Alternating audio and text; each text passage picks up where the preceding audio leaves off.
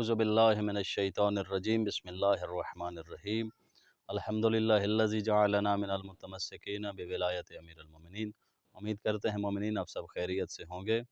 اور خداوند متعال آپ کی دینی دنیاوی خواہشات شرعیہ کو پورا فرمائے۔ ہم نجاسات کی بحث میں تھے، جیسے کہ آپ کو بتایا گیا ہے کہ نجاسات 12 ہیں،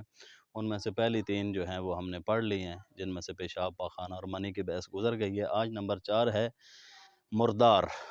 تو یہ مردار کیا ہے؟ آئیے یہ جانتے ہیں۔ ہر اس حیوان کا مردہ نجس ہے۔ مردے کی بات ہو رہی ہے کہ ہر اس حیوان کا، جاندار کا مردہ جو ہے وہ نجس ہے جو خون جہندہ رکھتا ہو، یعنی کہ بوقت ذبح اس کا خون دھار مار کے نکلتا ہو، اس کا مردہ جو ہے وہ نجس ہے۔ خواہ وہ خود مار گیا ہو، پہلی کنڈیشن یہ ہے، یا اس کو، یہ بات قابل توجہ ہے، خلاف شرع اس کو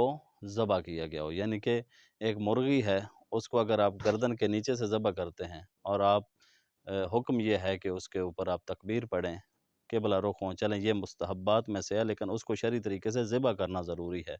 یہ نہ ہو کہ آپ اوپر سے کسی ایک چیز سے ضرب ماریں اور اس کی گردن ایک سائڈ پہ ہو جائے اور باقی دھاڑ ایک سائڈ پہ، تو وہ حرام ہے، وہ مردہ جو ہے وہ حرام ہوگا۔ خواہ وہ خود مار گیا ہو یا شرعی طریقہ کے خلاف ذبح کیا جائے،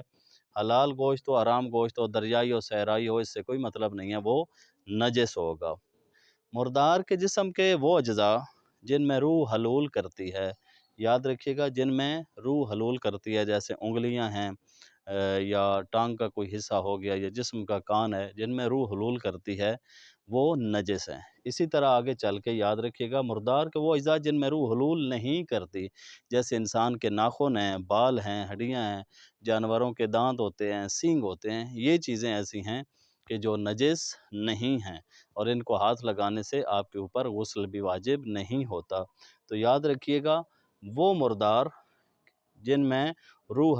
مردار کے وہ اجزاء جن میں روح حلول نہیں کرتی ہے، جیسے دانت ہیں، ہڈیاں ہیں، بال ہیں، سینگ ہیں، تو وہ پاک ہیں۔ بال، ناخن، دانت، سینگ وغیرہ نجس العین جو جانور، جس طرح سور ہے، یہ نجس العین ہے، اس کے تمام اجزاء، بے شک ہڈیاں ہوں، اس کے بال ہوں، اس کے دانت ہوں، سینگ ہو، کچھ بھی ہو، وہ نجس العین کے جو ہیں وہ بھی نجس ہوں گے۔ تو یاد رکھیے گا، اس میں ایک بہت ہی اہم جو ہے وہ ایک بات میں آپ کو بتانے جا رہا ہوں۔ مردہ جب انسان مر جاتا ہے اور مر کر ٹھنڈا ہو جاتا ہے، اس ٹائم سے لے کر جب تک اس کو 3 غسل نہیں دیے جاتے، تب تک یہ جو درمیانی سفر ہے، اگر آپ براہ راست مردے کے جسم کو کہیں سے ٹچ کریں گے تو یاد رکھیے گا آپ نجس ہو جائیں گے اور آپ کے اوپر غسل مسح میت واجب ہو جائے گا، اس کے بغیر آپ نماز نہیں پڑھ سکتے۔ تو یاد رکھیے گا، اس چیز میں احتیاط کریں، جب بھی کوئی مردہ مر جائے، مر کر ٹھنڈا ہو جائے، اس ٹائم سے لے کر جب تک اس کے 3 غسل پورے نہ ہو جائیں، اس دورانیے میں اگر آپ کا ہاتھ لگتا ہے تو اس کے بعد غسل مسح میت جو ہے وہ ضروری ہے اور ضرور کیا کریں۔ تو یاد رکھیے گا، غسل کے بعد جب مسلمان کو غسل دے دیا جاتا ہے تو اس میں بھی لوگوں میں اشکال پایا جاتا ہے کہ آیا جب مردے کو غسل دے دیا گیا، اس کے بعد اس کو اٹھاتے ہیں جو لوگ قبرستان لے جاتے ہیں، میت کو قبر میں اتارتے ہیں، تلقین پڑھاتے ہیں، کیا ان کو بھی غسل مسح میت کرنا ہوگا؟ تو اس کا جواب یہ ہے کہ ان پہ غسل واجب نہیں ہوتا۔ جب تینوں غسل آب سدر، آب کافور اور آب خالص کے ساتھ مردے کو دے دیے جاتے ہیں، یہ تینوں غسل، اس کے بعد وہ پاک ہو جاتا ہے، چاہے آپ اس کو براہ راست ٹچ کریں، اس کی میت اٹھائیں، اس میں کوئی حرج نہیں ہے اور آپ کے اوپر غسل واجب نہیں ہوتا۔ اسی طرح یاد رکھیے گا، بال، دانت، ناخن، ہاتھ لگانے سے غسل واجب نہیں ہوتا۔ مردے کے جو بال ہوتے ہیں، اگر اس کو ہاتھ لگ جائے، ناخنوں کو لگ جائے یا دانتوں کو ہاتھ لگ جائے تو آپ کے اوپر غسل واجب نہیں ہوتا۔ یاد رکھیے گا مومنین کرام، انتہائی اہم موضوع اور بہت حساس موضوع ہے، خود یاد کریں، اپنے بچوں کو یاد کروائیں، کیونکہ کوئی ایسا گھر نہیں ہے جو موت سے خالی ہو،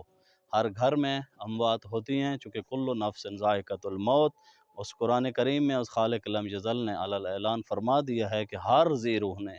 موت کا ذائقہ چکھنا ہے۔ خود غسل کے احکام سیکھیں، اپنے بچوں کو سکھائیں، اور سب سے زیادہ ثواب کا کام ہے اپنے مردوں کو خود غسل دینا۔ وآخر دعوانا ان الحمد للہ رب العالمین۔ اللہم صلی علی محمد و آل محمد وعجل فرجہ آل محمد۔